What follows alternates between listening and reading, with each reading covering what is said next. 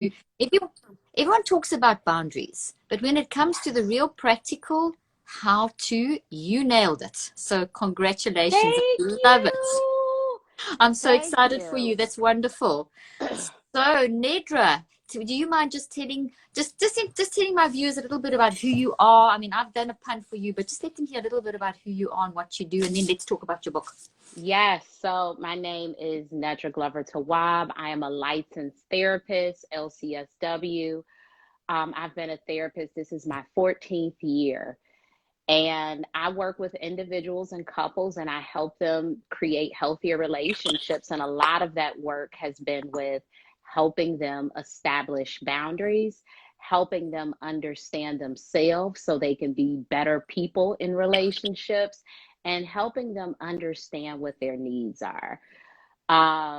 When I started my work as a therapist, my internship, my Yeah, first client was about boundaries. It was yeah, about a person coming from an enmeshed family and wanting to become an adult, and how could he do that in the relationships that were very close knit in his family, and really learn to be more autonomous and not upset everybody in the process. And so that was my internship, first client. I was like, oh, wow. wow. Yeah. So Set you from on the your career path like from day one. yeah. So, I really like that like family piece of stuff and helping people become more of themselves.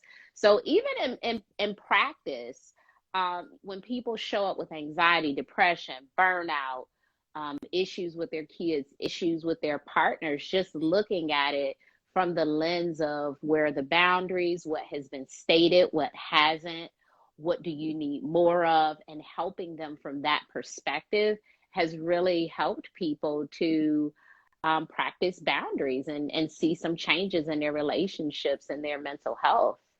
Oh, that's so good.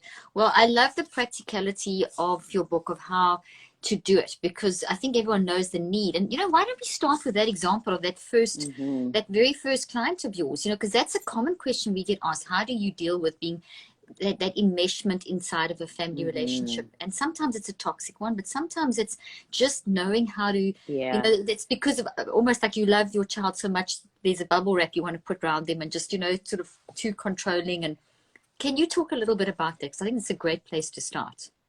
Yeah, so in the book I touch on this some, but I'll go into detail here. I think when children are becoming adults, it's Yeah. very hard for parents because we're so used to them needing us, Mm. and to see them creating a life outside of us, it's like, oh my gosh, what is my kid doing? How can I integrate myself into this? But as your kids become older, it's less of you telling them what to do and how to do it, and more of you being a partner in their life.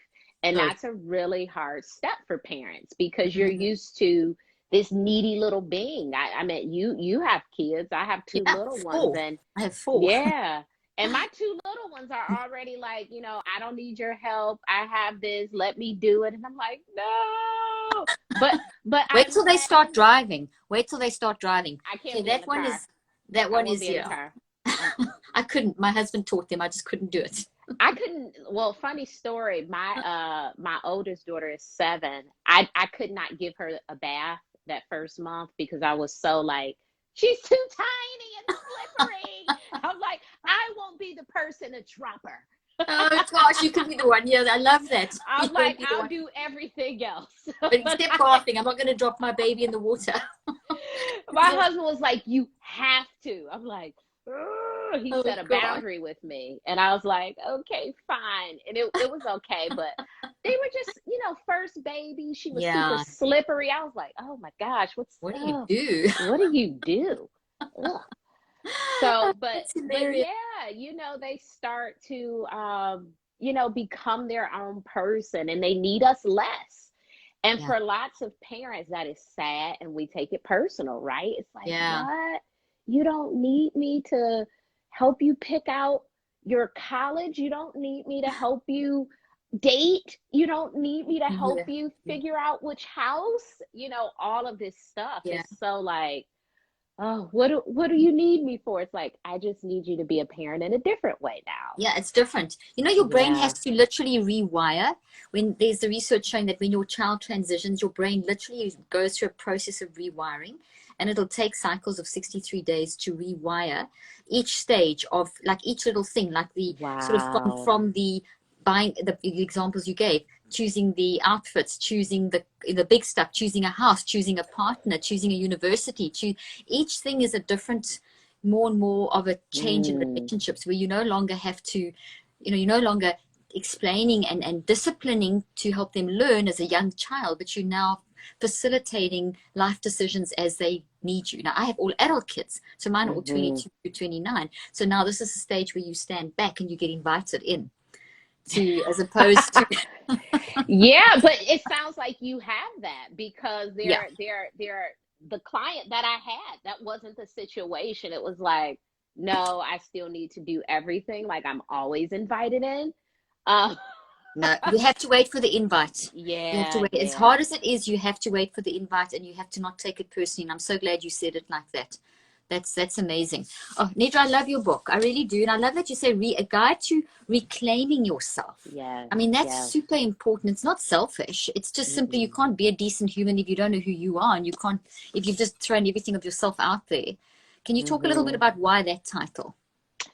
Yeah, so I believe, like, people have asked me, how do we teach kids boundaries? Well, kids really already have boundaries. If you know anyone over the age of, let's say, 1.5, 2-year olds, they start to be very vocal about, no, I don't like this. I don't like that. I don't want to wear this. Please don't touch me.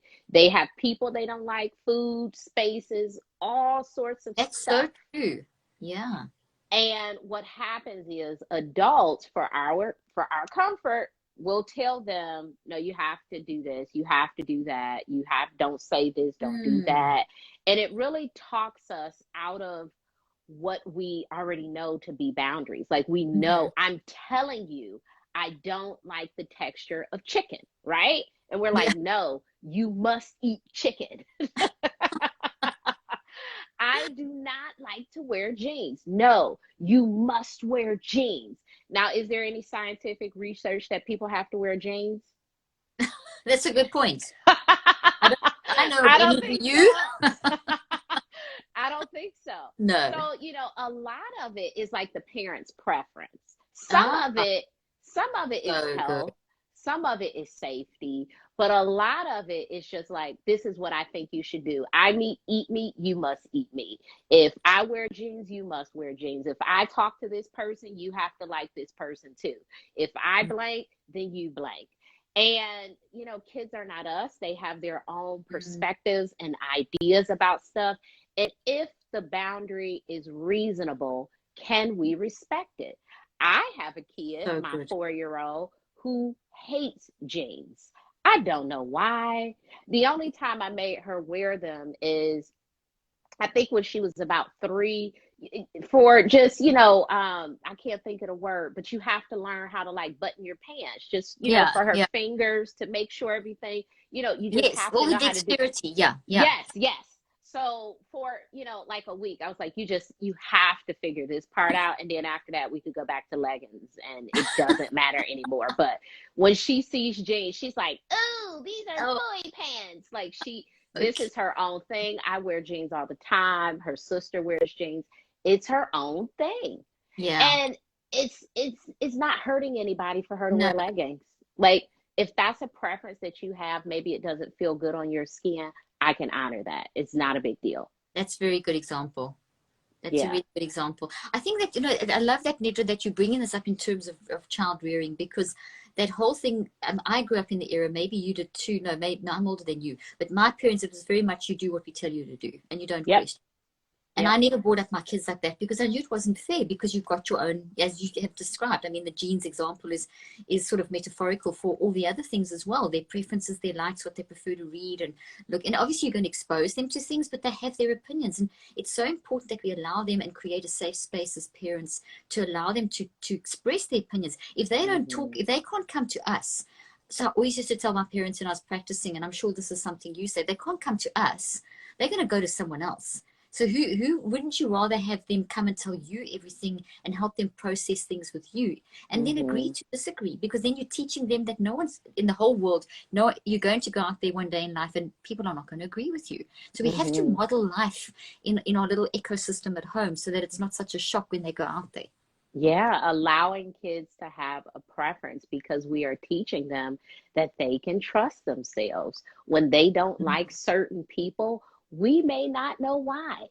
Exactly. Even if we like these people, right? Exactly. It doesn't mean that they're not doing something to the child. They're making the child feel okay. Like, we don't know. And so just allowing people to create some boundaries for themselves from an early age can be a really important strategy for us being able to have boundaries as an adult. Because what happens is we don't have any boundaries or we don't even have any healthy boundaries as adults, because we don't even feel comfortable having them.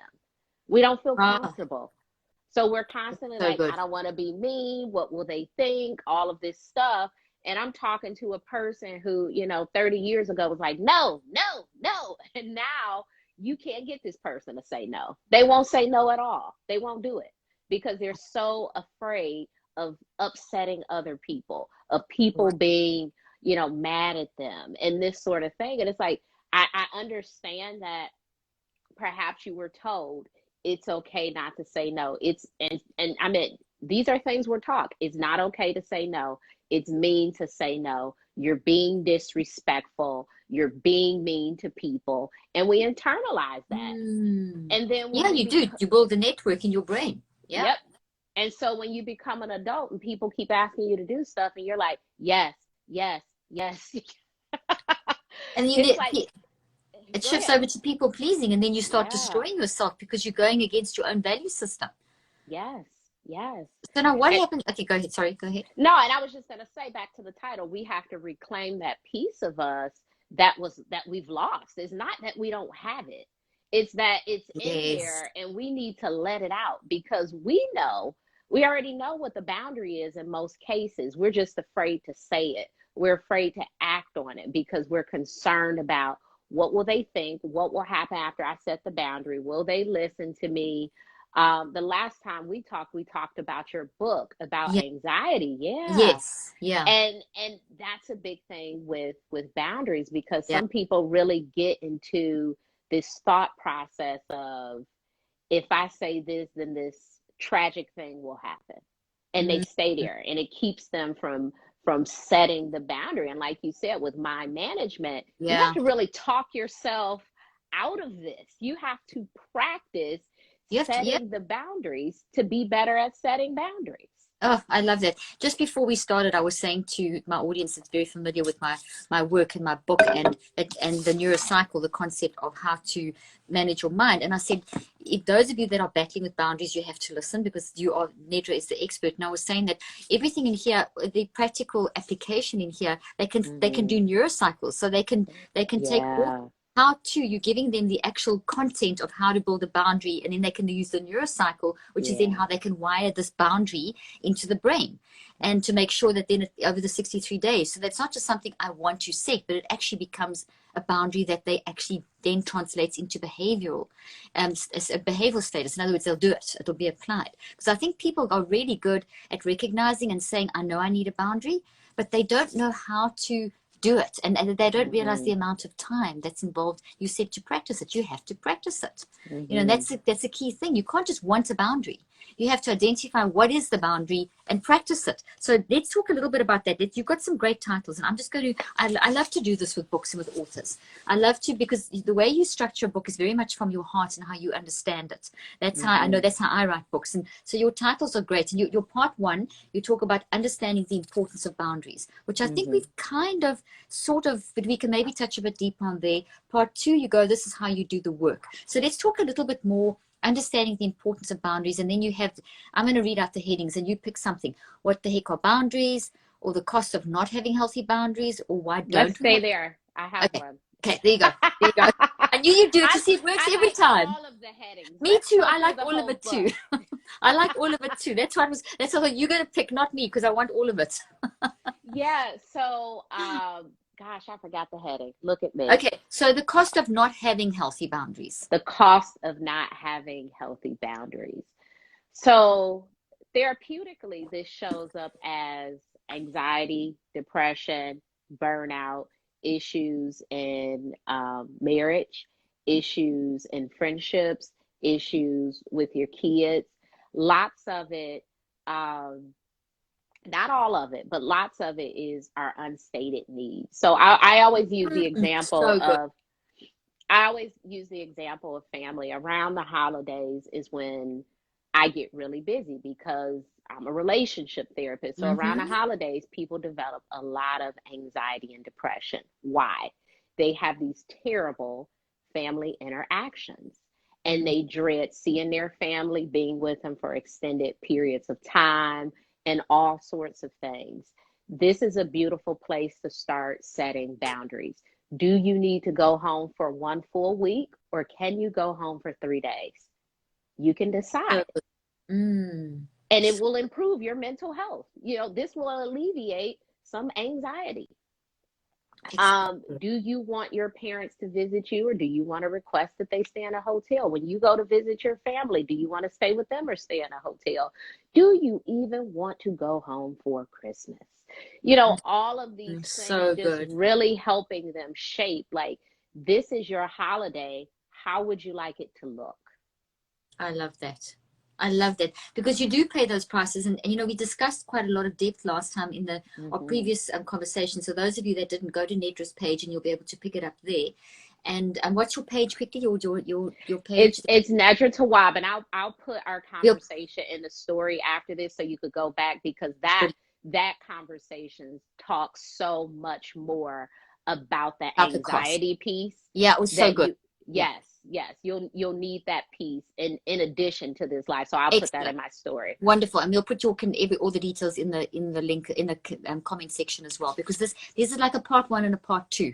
So it's like really excellent there. So okay, beautiful. So should we jump there? I think you've covered why don't we have healthy boundaries in terms of it not happening in childhood. Do you want to say a bit more about that? Why we don't have healthy?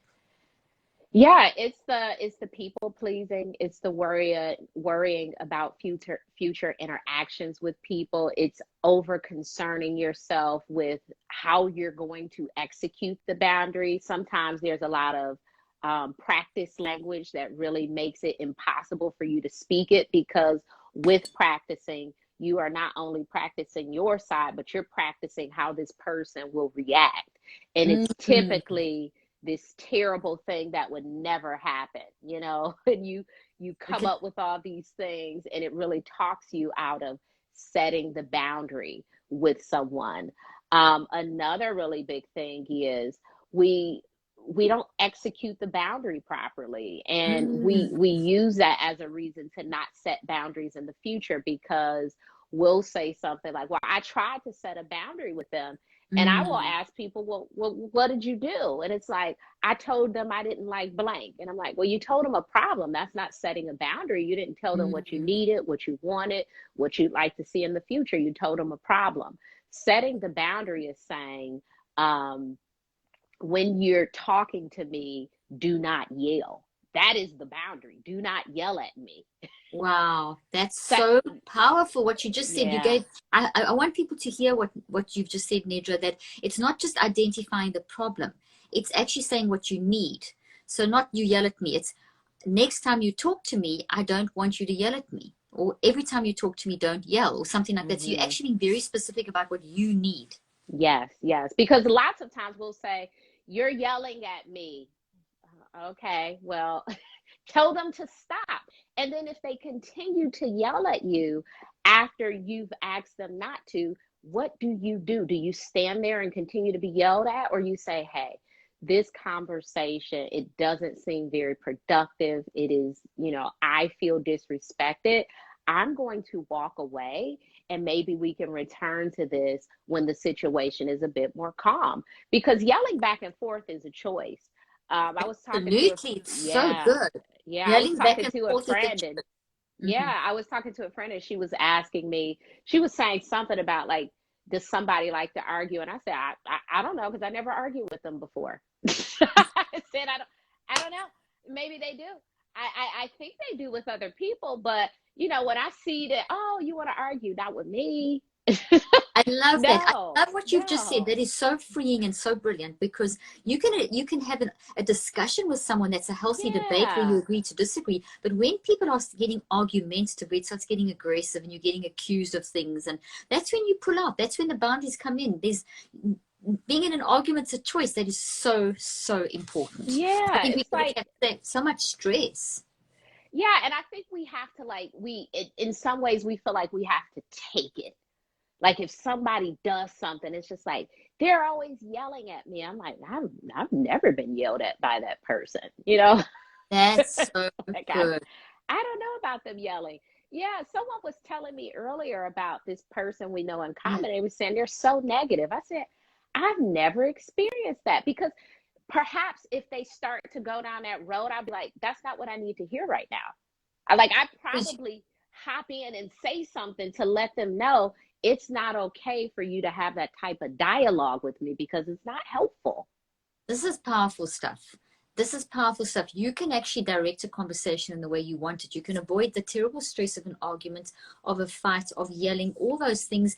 I mean, what you've just said, it's so powerful. You don't have to have that person spewing that negativity over you. You know, in my book, I talk about how our body actually absorbs that through the energy field around our.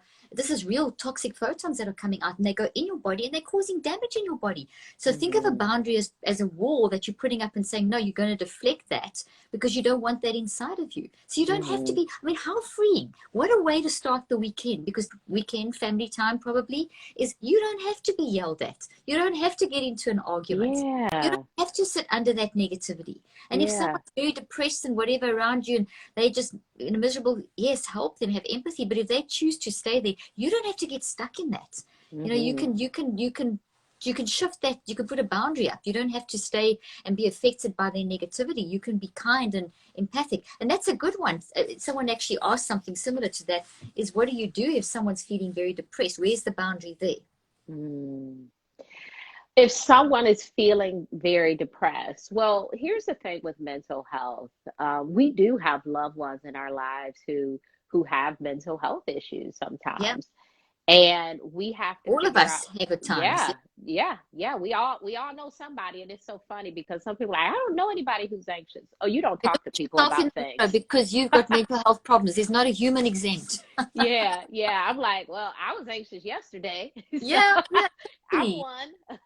Exactly. Yeah, so I think we all know someone who has some level of something happening, right? And Yeah, so when we have, you know, family members who may have something going on more chronic, like a depression or, yeah, you know, mood issues, um, one of the best things we could do for people is ask them what they need. yeah. Ask them what their boundary is and what What, they need. Yeah, yeah, because we don't want to overstep because you know sometimes people don't want you checking on them 5 times a day. They're like, look, I'm good, I'm not thinking of harming myself, I just want to be left alone. I just want to be safe for a while. Yes, Yeah. I'm so glad you said that, because I always tell people, as you know, we were talking about this before, embrace that depression because there's a message. And sometimes people, they're in that process of looking for the message, being that thought detective to try and find out where the depression is coming from. So if you jump in and try to fix it for them, they're not going to do the work of solving it themselves. So Yeah. I love what you said. There's, what do you need now? Do you need space? Do you need me just to Mhm. sit and hold your hand? Do you need Mhm. me to, what do you need? I think that's excellent. Yeah.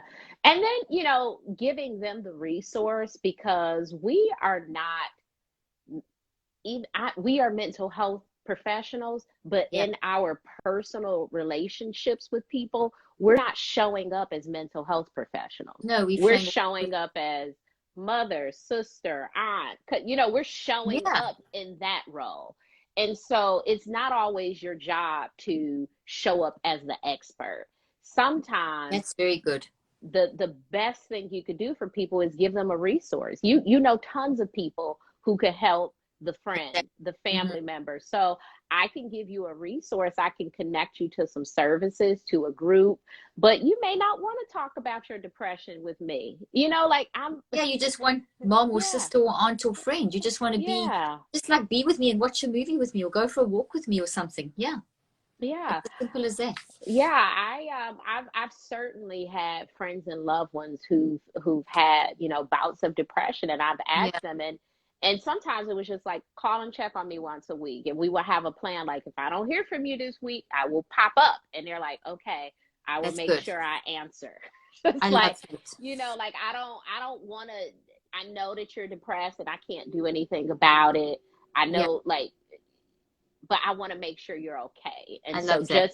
just check in, and that's good enough for me. I just want to make sure you're okay, because I can't save you from your depression. This is your thing to work through. I Yeah, can be here for you, exactly. but if you don't want me to be, I can't. Exactly, exactly. But for them to just know that, so you, in a sense, have set a boundary for yourself that protects Mhm. you as well as that person, and you're allowing them to set their own boundary.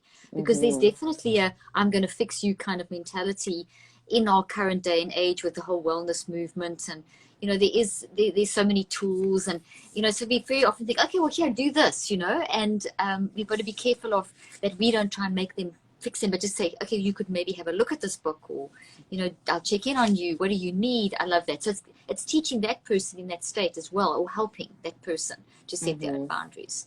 I Mhm. love that. I love that. Okay, let's talk about blurred lines, make it plain. You said that trauma and boundaries. What are you doing to honor your trauma and boundaries? What are you doing to honor your boundaries? Which, do you want to talk about one of those Mm. two chapters? Or What are you doing to honor your boundaries? I So like that. Yeah, let's talk about that. sometimes we put boundaries on other people, and we don't want to do any of the work to honor our own boundaries. So we'll do things like, That's touche. um, Yeah. well, I told them not to yell at me, and so they just shouldn't yell. Or I asked them not to show up without giving me a call first, so they just shouldn't do it. And here's the thing: we cannot control other people, not at all. Exactly. People Exactly. can, you can tell them, please stop emailing me, and they can continue to email you. I know this because I unsubscribed to so much stuff and it still pop Oh, up. I And I'm know. like, how am I still getting this Getting that email? email that I I unsubscribed to know. 5 times. Yeah, Yeah. but you know what I have to do? Push it to junk. I don't Yeah. I I have to manage it. And my Mind management of management. it is Yeah. junk. Now I won't even see it, because if Exactly. I keep saying to them, please stop sending me the email. Please stop sending me the email, and they keep sending it, my choice is put it in the junk. So good. So I good. won't see it anymore. So as we're setting boundaries, yes, we can make these requests of other people, but it's really their choice to honor it or not. And if they decide not to, or if they forget about it and these sort of things, if you've restated it and they're still not getting it, what do you do? Do you say, well, they won't follow any boundaries, or do you have some sort of consequence? Do you take it a step further and say, okay, well, I've asked this person to not talk about my weight, and they keep talking about it. So perhaps I have to maybe talk to them a little bit less so I can feel better. Perhaps I have to let them know that I will be issuing a consequence if this thing comes back up. How do you, on your end, manage the boundary and not just put it on this person who, everybody doesn't like boundaries? Also, self boundaries are many of the things that you can do for yourself, such as, managing your finances, taking care of your health, making sure your self care practices are in place, Yeah. making sure you're taking care of your mental health. Those are all the boundaries that you can have with yourself. Mm. Sometimes, again, we put that on other people. Like, I don't have any time for self care because blah blah blah. Well, Yeah. as a mom of two kids who has three businesses, a book, and clients, and all of this stuff, I wake up at 5 a.m. so I can have a few moments to Yeah. myself. That's You the that's go. the only way I'm gonna get it. And I tell you, I learned that the hard way, from trying to just wake up, and I would wake up like the Tasmanian. What is it? Oh, Oh, it's so awful to it's transition into the day so like that. It makes it so hard. awful. Ooh, I was cranky. I was a cranky mama. And so Oh, um that's so good. So what I learned is, yeah, it take me long. I was like, oh, I can't do this. You Too know, difficult. yeah, I learned that I have to beat them up because one thing is I don't like people to wake me up. I've always been this way. Like it just disturbs me. I be in the Yeah. middle of a dream and then you hear a tap. It's like, Oh, whoa, I was in, watch out. yeah, I was in Bora Bora. What are you doing here? So I like to just wake myself up. It Up just naturally. feels better. It just feels better for I mean, me. you're a better This, person during the day, as you say, because you've transitioned from wake to sleep to wake in a comfortable way. So you know that boundary. yes, yes, that is a boundary that I need. That may not be a boundary that other people need. And here's the really important thing. Boundaries that, I may have or you may have, those may not be boundaries that other people need So because we good. all operate differently. So So good. just because someone says to you, I would like you to call before you come over, doesn't mean that you have to start telling people that if that's not what you care about. Your boundaries are based on the things you care about, not things Yes. that other people have requested of you. And sometimes So good. when we're setting boundaries, people will say, well, I didn't ask you to do that. And it's like, yeah, because you didn't need it. I need it. So good. And so it's so important to make sure that we're not like setting boundaries to like, you set a boundary, so I have a boundary. It's like, well, it wasn't really your boundary. But if you have a different boundary, Yeah. that's cool. So being clear that, because it's some boundaries that we don't even have to set, particularly with my friends. I've picked my friends. And so they kind of think like me. So a lot Yeah. of things And that it I don't like, they don't like either. So we don't have to works. set boundaries of like call before you come. It's like, we already know that. Like we You talk already know. about, Yeah. yeah. But for other people, you may have to say, hey, so.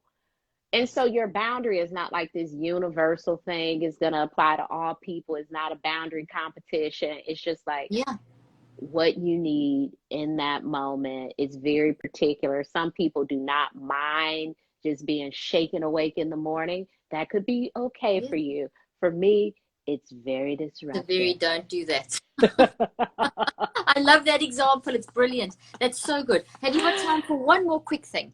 Yeah, yeah, yeah, yeah. Let's have a look. Just set part two. This is how you do the work of setting boundaries. So the part two is very practical. And your first one is family, because that is like the biggest, like, and then romantic relationships, friendships, work, social media, technology, now what? So in other words, in part two, you actually help people understand how to set boundaries in family, romantic Mm-hmm. relationships, friendships, work, social media and technology, and then you've got a now what. Okay, so pick one of those and talk for 2 minutes about, or 1 minute about that. Which one would you like to talk about? Because family, you've kind of given examples.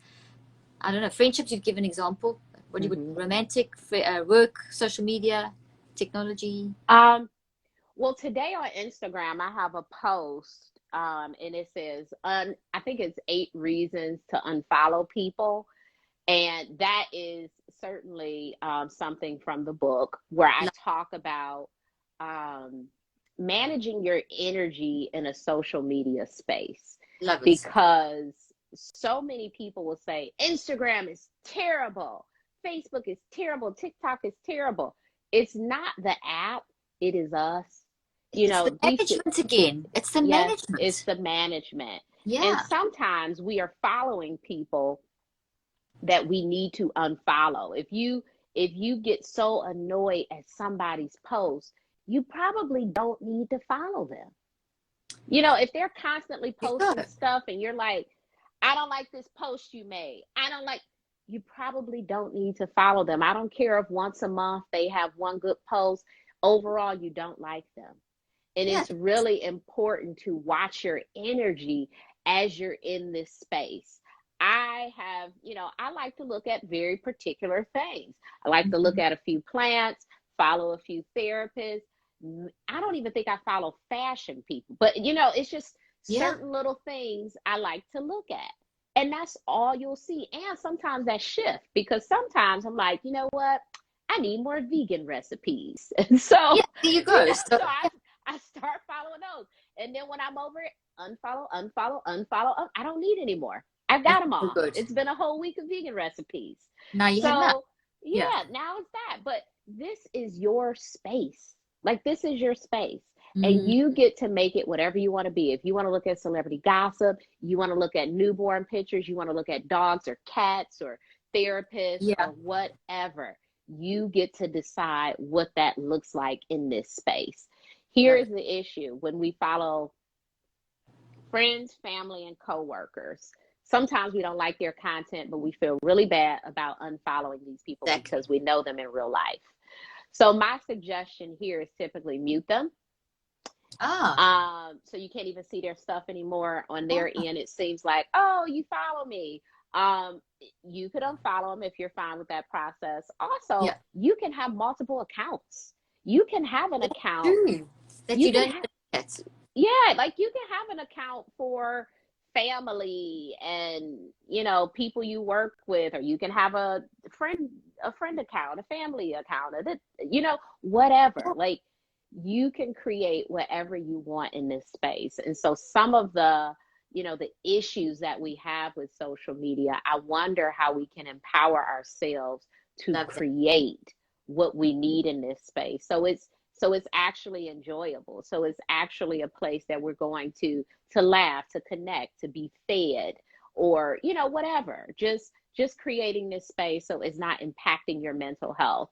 Because sometimes, I too get people who will say, "Well, I can't believe you did this," and I'm like, let me block this person, because I don't think if you've gotten that sort of feeling from something I It's posted, not good. You don't need that. I No. don't want, no, I'm not here to raise blood pressure.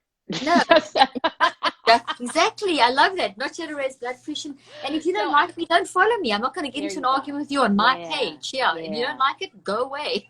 yeah. It's like, I liken it to somebody coming in your house and saying, "I don't like your decor." It's like, whoa, Yeah. that's Like what you've I take overstepped to. the boundary. Yeah. It's It's like, overstepping. whoa, I Yeah.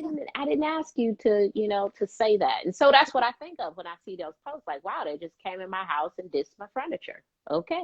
Yeah, and you leave my house. It's so often. I love that. I love that example. But that so often people, they'll say something ugly on social media, and then you'll maybe delete them or something like that. And they come back. I thought this was free speech, but that's not. It's not free speech. They've actually Listen. overstepped their boundary. This is what you're presenting on your page. This is who you are. And if Hmm. someone doesn't like it, they can't tell you can't say that, or you shouldn't say that, or that is wrong. You have all the right to block those people and for them to Hmm. go away, because we do have limited energy. Our Hmm. mind, our non-conscious mind has unlimited energy, but our brain and our conscious mind get tired. And do you Yeah. want to zap that good energy that you need for creativity and productivity and growth and setting good boundaries and managing your mind? Or do you want to let it be sapped out, or sucked out by people that are toxic? No, you choose it. I love that. I love that. I'm glad we discussed that. That's a So great, free speech, that's a good yeah, one. I haven't had yeah. anybody say I thought this was free speech, but Oh, I've I had it. I've I had it. absolutely believe in free speech. But what I do not believe in is you saying anything you think you can to me, That's because what I they am mean. a Yeah. human being. That is not free speech. No, That is mean. it's mean, and it's their Yeah. opinion. It's their Yeah. opinion. So they're thinking Yeah. their opinion, and if their opinion is nasty and unkind and it's attacking, they shouldn't be on the page anyway. They should just go Hmm. somewhere else. So yeah. Yeah. So this is really, that's a great boundary. That's tremendous advice, and this is wonderful. Listen, everyone, you need to get this book, and it works beautifully. Our two books together. Go watch the conversation that we had before. We'll do this again, Nedra. I Yes. love talking Yes. to you. It's just so good. This book's available wherever books are sold. Is that Yes, right? everywhere. I gifted my brother-in-law a copy of your book, and I gave him a copy. Well, he already had a copy of my book, so he, Oh, he's has got the the two two together. now. Thank you. Yeah, That's yeah. beautiful. Well, that's beautiful. Well, this is my copy and I'm loving it. No one's allowed to steal it out of my office. It's in my special place. So I really enjoy it and I love talking to you. And let's do this Thank again. you. Yes, And yes. congrats on your book. And Thank people can you. find you. You've already told them where. We'll put the link in the show notes. I mean, not show notes. I always say it for the podcast. The link in the This is comments. a podcast, It's a basically. podcast. It's a type of podcast. Absolutely. And thank you for your pearls of wisdom and all the time you've given. And I'm very excited to talk to you again. Yes. Have a great day. You too. Bye bye, everyone. Thanks for Bye. joining us. Thank you. Bye.